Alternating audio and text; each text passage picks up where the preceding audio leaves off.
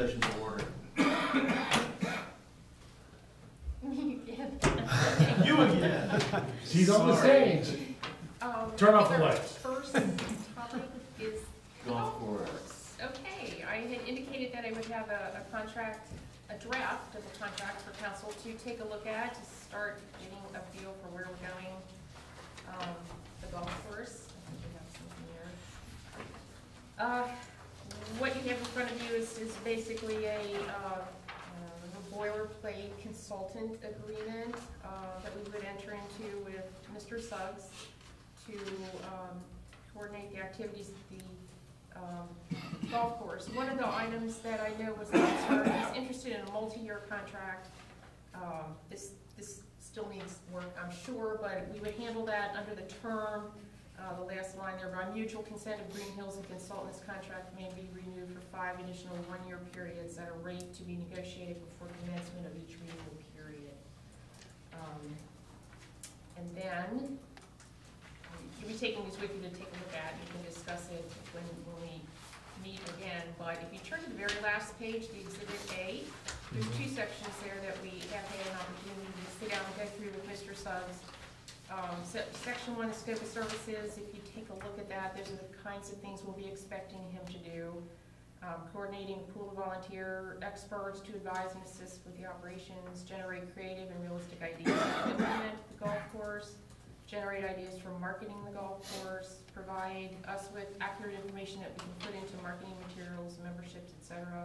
Generate a calendar of events for the golf course. Create new courses and matching scorecards. I think you'll remember when he was given his presentation, that's something that he wants to do is so every time somebody shows up, they have a different course they can play if they're interested. We will look for him to provide us with timetables for mowing, chemical treatments, watering, if that is to be handled other than by volunteers, which is a question still to be worked out, a detail still to be worked out. Recommend vendors for the various groundskeeping tasks. He'll be responsible for collecting, counting, and forwarding the money to the village on a daily basis for the deposits. He will be maintaining a computerized tee time record through software, providing reports as requested by the finance director. There may be some other things that get added to that scope of services, but I felt it was a real productive meeting the day that we had that. I felt like we fleshed out some things that needed to be done, so if there's other things, or as they develop, we'll add it to that scope of work. In his first year, if you recall, it was $12,000 fee. I'm proposing that we break, very much like we do Swim Safe, just break this into like a monthly allotment. You'll notice April is a little bit heavy, and probably each year we will have a heavier initial payment. This is starting April because we're already in the February here, but in future years, if this continues, we would start in February and probably have it a little bit heavier on the beginning end because of startup and everything that needs to be done, and then drop back to a monthly fee. So that's where we are so far. And what's the vehicle for, if we had any suggestions on services and some of the, I know, other questions that we had, what's the process of getting you, just call you directly, or how should we that would be fine. I don't know if this will be a discussion at the Recreation Commission, Mr. Holmes, do you know? As far as what? If they'll be discussing the golf course, or if it might just come about with additional conversations with Joel Suggs, I think this is going to always be, I think, a work in progress for us till we figure out what we're doing, the additional scope of services. Right, I guess him and Joel Suggs being a golf pro and teacher, living here in the village, he's understands what it takes to go ahead and to run a golf course.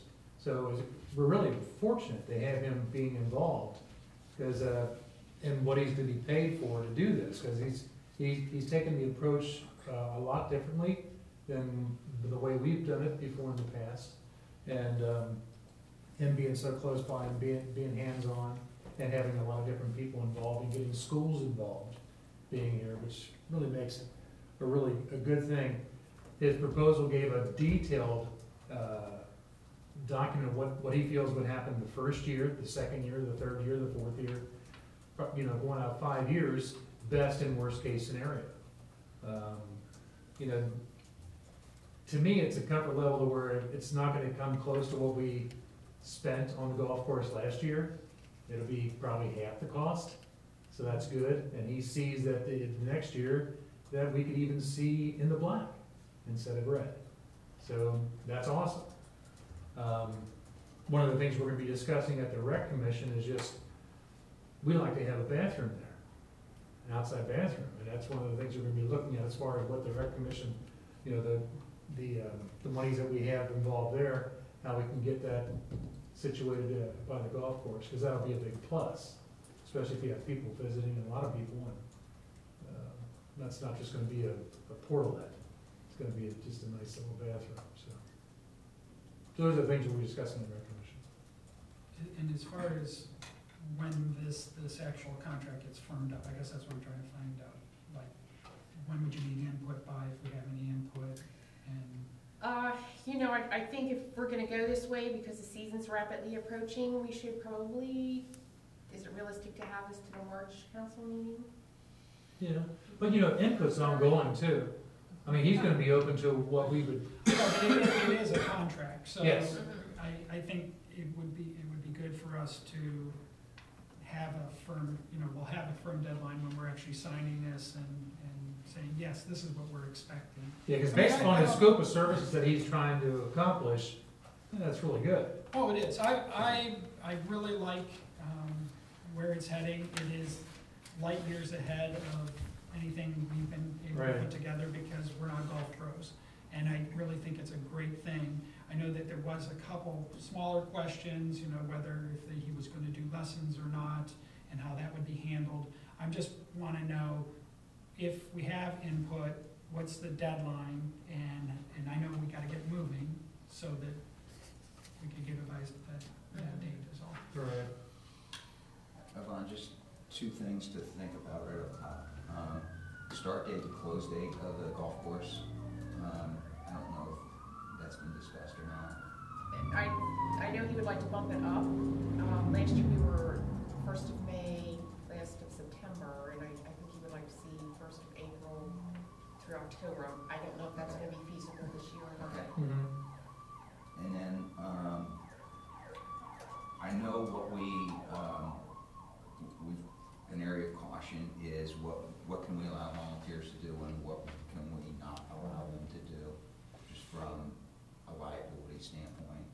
And we've gotten some answers from our insurance company on that. We'll also be changing our volunteer form.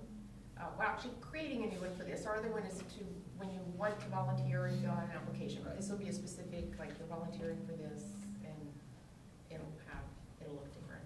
And So then that's another thing we're working on. I suspect you're working with him on some kind of budget with regard to, like, you know, if they're gonna, I see two things on here. They're gonna have capital expenditures. One, if we're doing computerized tee times, that means there's a computer up there. Which actually he has, and I think it's through the PGA that he has access to the Tee Time software. Yep. So I think the capital expenditures that we're looking for will be the ball machine Mm-hmm. and the balls. If you remember, he had this idea that if you'll swipe your card to pay, every time you pay for a round, you'll get balls. You get 12 balls in. Right. So with purchase of the equipment, of the machine, the balls, that's something that we'll pay for. In the restroom.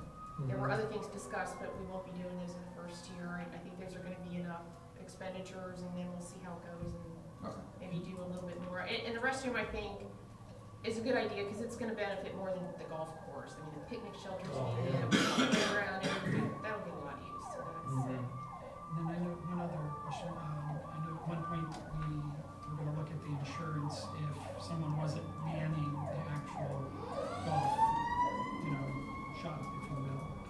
Right. So, did you get a chance to look at that? There's a couple issues the insurance is still going through. Okay.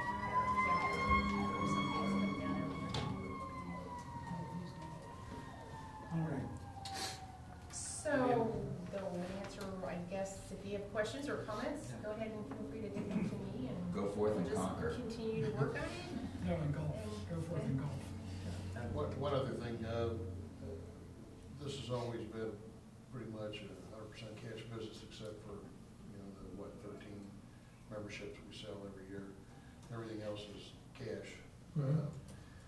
And I think this is not an issue of trust or anything else. It's just a good business, I think, to have some checks and balances where cash is being handled.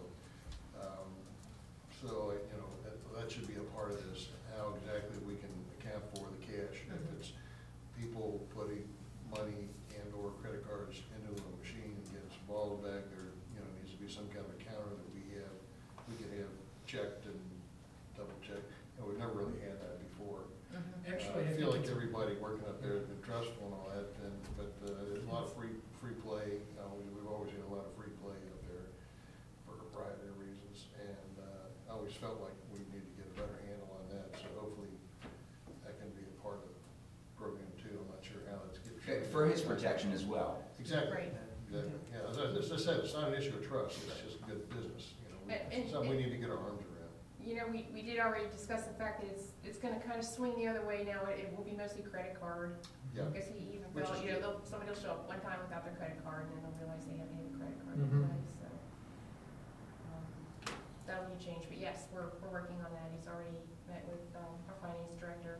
She was part of our meeting to try to start working through those details too. Right.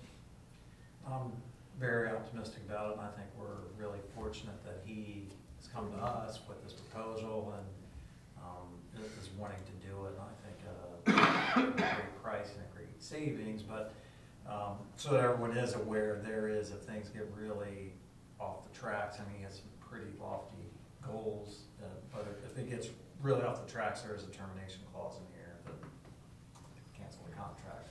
Oh, yeah, I mean, you have to go through a year season and see, I mean, it's gonna be a learning process for him too, to see how this is all gonna work. Because, when you have ideas, you try to accomplish, and implement those ideas.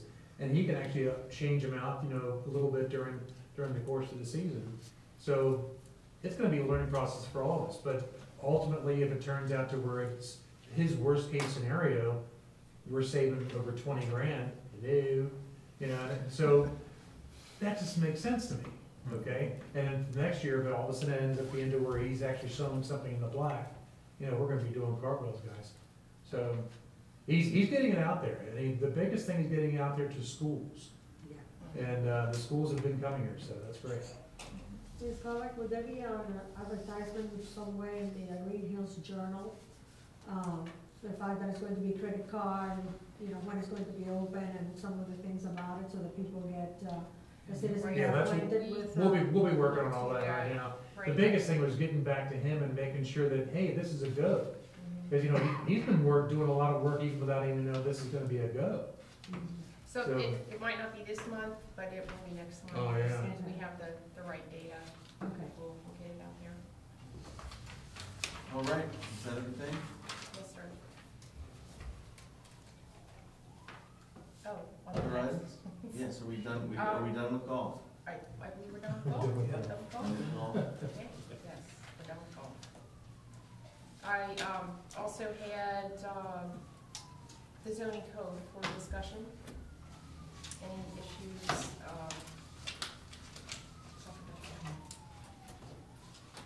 I can kick that off if you want. One of the things that Ron and I had talked about, Bless you. practice Thank you. in Montgomery, is the idea of an overlay. And overlay's been used a lot. I've heard it different ways, and it seems like there might be different versions of that. One thing, I guess, is there a map that is considered an overlay? I guess, it's referred to in the charter, about an overlay versus a historic district, or, There,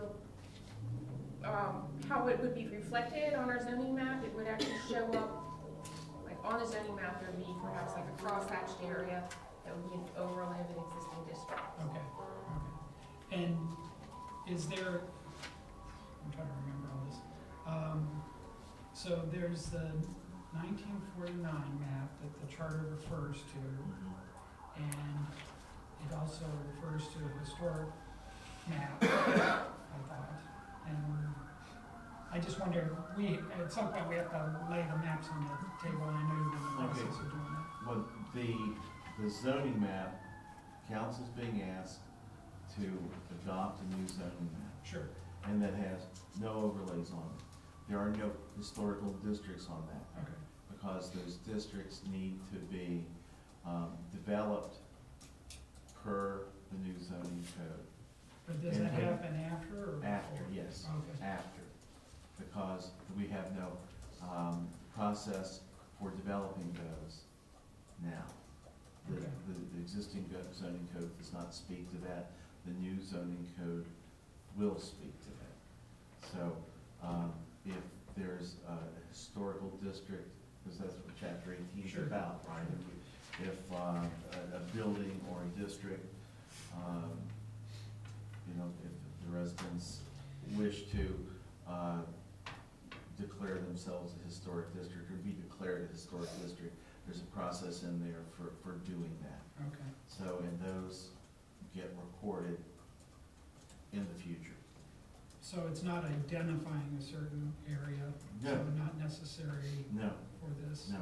And then, is there any kind of time frame where that all comes together, or? That happens Initiated. it happens per the process that's described in chapter 18. Okay. But I'm still curious about what we were talking about, like Montgomery having overlay, so that there's some more guidelines that we can use to help keep things. A design overlay. A design overlay. Existing district. And so what do we have to do to make something like that happen? Identify the area and we'll kind of just identify the design guidelines that you want within that particular area. Okay. So in that, and then that probably goes through the new historical planning and zoning commission or whatever it Right. pushes, it pushes through that. But there's a, in chapter 18, it describes the process. Okay. Okay? And other questions, let's see, anybody else for zoning questions? Yeah, I don't think we ever quite waded through this outdoor wood burning furnace issue, did we? We had some questions about chimney heights and I think construction materials, and don't remember how that was left. Well- Weren't we gonna do some research? Somebody to do some research on that? Yeah, there's gonna be, I don't think we're ready to, and this is something council's gotta decide if council thinks this is something that ought to be regulated. You need to go to planning commission and tell them we really like this looked into. Is that, Yes. the commission still intact? Planning commission's an ongoing body, Okay. okay? It's not like the charter commission Okay, is a right. defined thing with a beginning and a sunset date. Got it. So that would start in planning commission, and it would, if that's the desire, we go through the basically the same amendment process. Glenn, with your firefighting experience and all that, do you know if like NFPA maybe be a guideline, have some guidelines for something like this? I don't know if there are, I can look, I can research that easily. I personally, especially being on community development, this is, I feel more like the tail than anything else, and I can't say I feel confident that, wow, this is great, let's go for it. It seems cloudy to me as far as, well, okay, when do we go to the planning commission, and when do certain parts like a map and that kind of thing happen? And I'm okay if it's a viable process that makes sense. And there's no doubt I'm suffering from a lot of attention elsewhere, but I would like, I normally, especially something like this kind of document, I would like a comfort level that's much higher than it is right now for me. And I know that it was brought up that let's go ahead and do the first reading, that this working review would be a chance for us to step up to the plate and make suggestions like the overlays. I thought you had mentioned it's a good idea. Todd mentioned how Montgomery uses it. So. Well, the zoning code that you're considering addresses the ability to do just that. Okay. Okay, the current code is essentially silent on your concerns about any type of signage regulation in the commercial district. So, you know, the current code gives you the opportunity to do these things that you're discussing, Okay. that we don't have now. And then so, I mean, is there any kind of format to bring those forth, or is it just like when I get to it, I can bring this part of it or that part of it? Well, my suggestion as far as the details would be to read chapter 18. Okay. As it goes through the whole process, and I don't have a committed memory, nor do I have it in front of me. So, but that's. I think I can comment a little bit, excuse me, on just the amendment to answer your question though.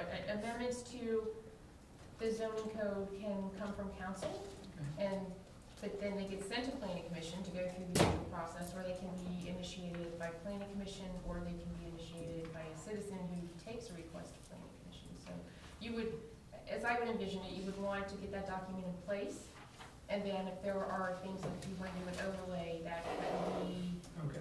an amendment to the code, or if you decide, I think one of the issues with the wood burning chimneys is Mr. Forbes felt that it was never a part of this, so, you know, it didn't seem appropriate maybe to throw it in now, might be more appropriate once it's in place to amend it and add it Okay. on that one. Especially one with the planning commission to where they can actually say, here, if you have a building like that, it has to be constructed a certain way, a permit, you know, issued for that building. You know, there's gotta be drawings for that and Sure. everything else. And especially if we wanna have an outbuilding like that where it does the heating, I kind of agree, I would hate to sit there and think that we need the height of the chimney, if it gets so close to the house, it's gotta be a certain height above, you know, running ridge line levels and, you know, that kind of stuff, it's. I guess two things. One is, I was under the impression like if the overlay made sense, I thought we would be making an amendment to, for example, to this document as we went to the next stage, the second reading. Maybe it could have been my misunderstanding.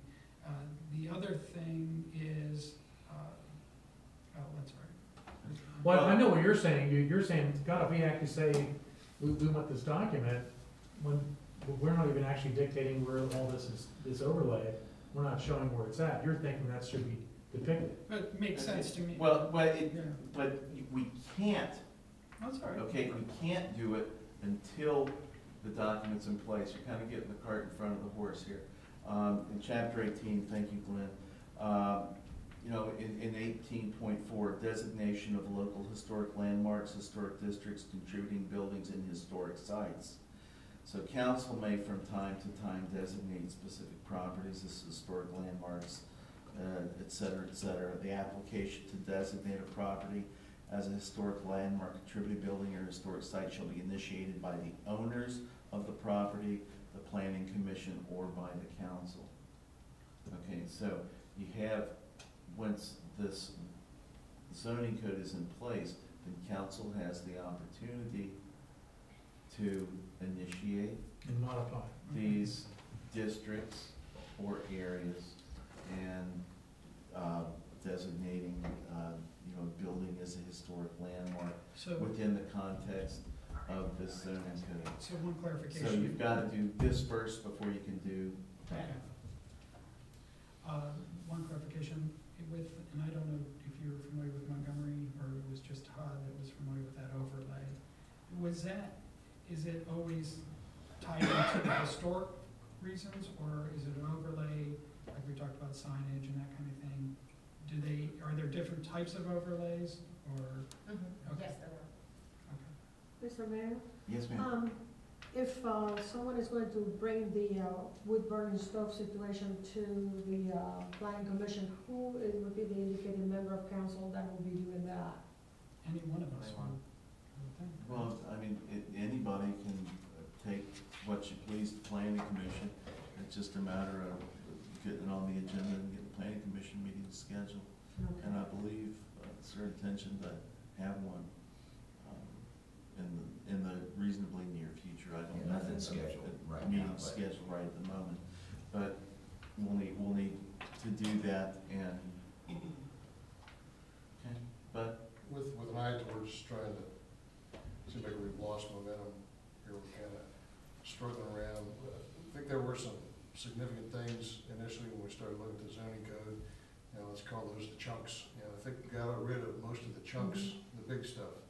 Now we're down kind of to the fine tuning part of it, and some of the things, we don't have enough information, some of the things, are not real consequential, but are things that probably need to be looked at and thought about by the planning commission. And considering that they had, Todd Kinski is very experienced, has a high level of expertise in doing this, and we got good people on the planning commission who spent a ton of time doing it.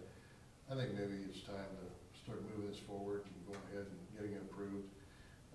And then, make some notes about the things we want to follow up on later and have some continuity there. Again, this is not like the charter, we don't have to vote on it. It's something we can tweak as we go along, and we're gonna have to do that.